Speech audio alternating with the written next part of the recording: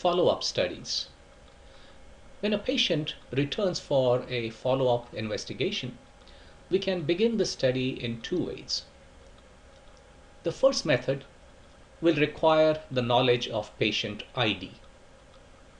Here is the procedure. Click on the New Patient button and type the patient ID. Press Enter.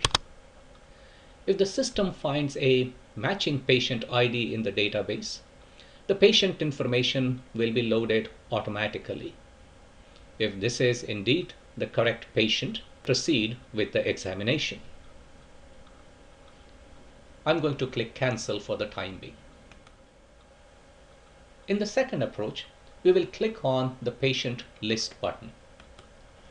When the patient list is displayed, we can sort it using the patient ID, the last name, first name, etc. Let's identify the patient. The last name was Martin. So here is that patient record. And in the window below, we can see some information about the previous visit. To start a follow-up visit, click on the plus or the new visit icon. The patient demographic area is loaded. The visit information section is blank. This will allow us to put in details for this follow-up visit.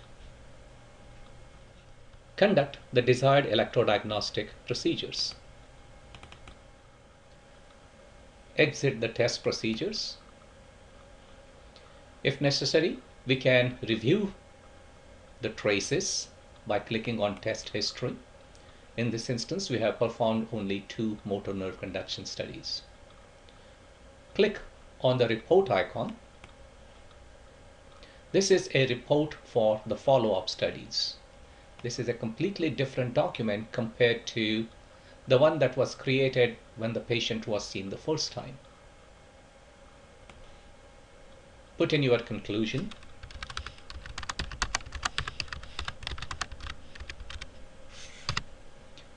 You can save it as a PDF file or export it to an electronic medical record system as a PDF document. Close the report.